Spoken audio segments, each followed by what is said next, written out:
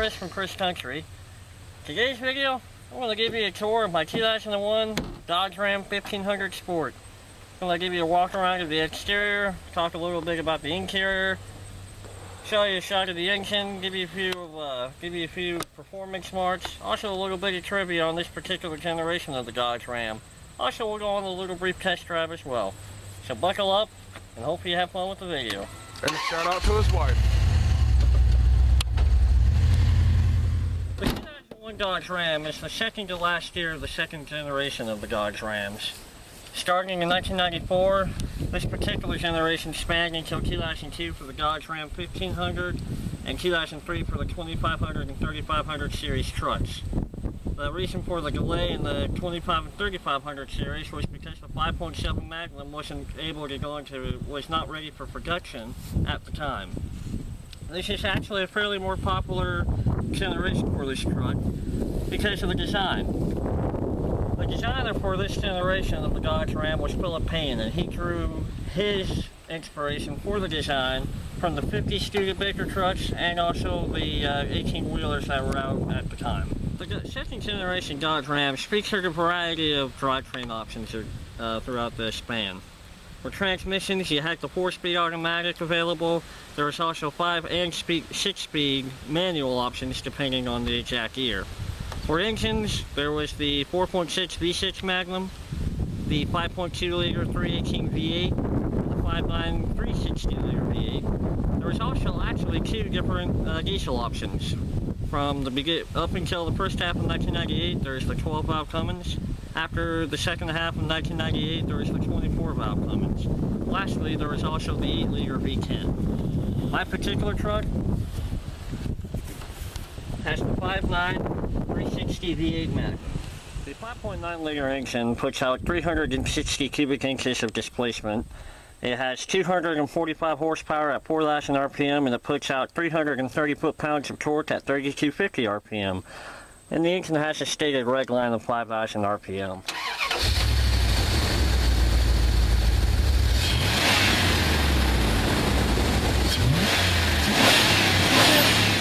second generation Dodge Rams had one of 2 basic cab designs. You either had the single cab or the club cab. Up until 1998, both options were 2-door only. In 1998, Dodge did a minor redesign of the Dodge Ram. Redesigns included, the biggest external difference was they went from the silver rectangular style mirrors to the plastic, more rounded mirrors. Also, in 1998, they introduced the 4-door club cab. For 1998, Dodge was the first of the big 3 to actually introduce the dual rear opening doors. Ford and GM at the time only had a 3rd door option. They also did upgrades and updates to the interior, as you can clearly see here. The interior of the Dodge Rams, especially the 98 and newer models, in my opinion, they are a very comfortable interior. Unfortunately, my Dodge Ram didn't come with too many of the options, but you still have the ability to move the seat back and forth via a little bar in the back, and, of course, recline. Giggity. How y'all doing? Welcome to my truck.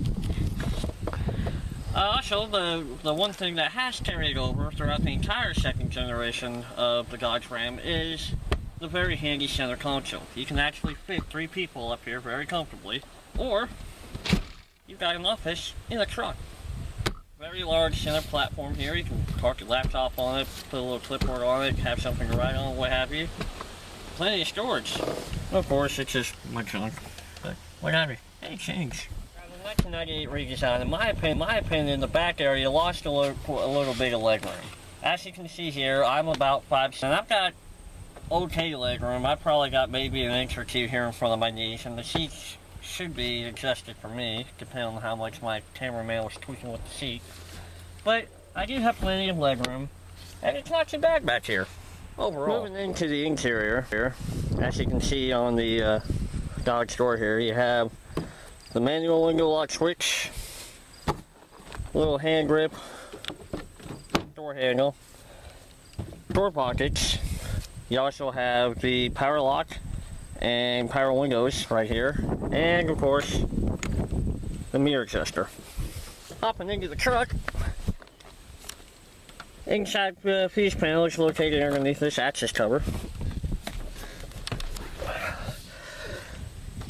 You have, of course, the headlight fog light switch, which the cover on mine, the knob on mine popped off, but you can still turn it on and off. And of course, the dimmer with 3 different detents up top. First detent puts the gas lights and radio lights on full bright, even in night setting. Second detent will flip on the interior dome light. Third detent kicks on the cargo light out over the bed. Inside and on the gas panel, you have engine coolant temp, you have your battery meter, tachometer, speedometer, fuel, for the automatic transmissions, your gear indicator, and up top oil pressure. Also, down below the engine coolant temperature is the digital odometer display. My particular truck has 160,778 miles. And of course all the various warning lights, for the most part, live down here below the speedometer, tachometer.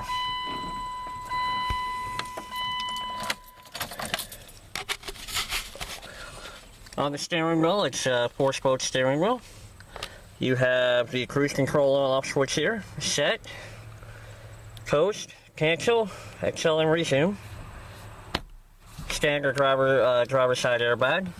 Hazard switch up here on top of the column, and of course the gear shift selector. Over here we have the environmental control panel. You have your vent settings, also AC on and off control, blower motor, and temperature selector. Over here of course is the standard AM/FM cassette radio.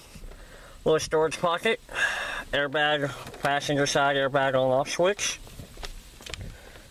accessory power outlet, cigarette lighter, and drop-down cup holders. Over there, the passenger side airbag, and down below the glove box.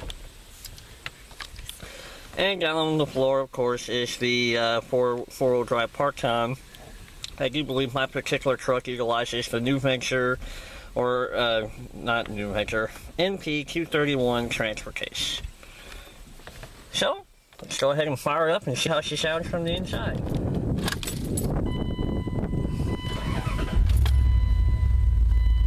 Very nice.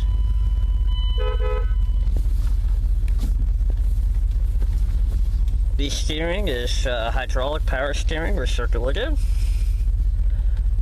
Again, the 4-speed transmission.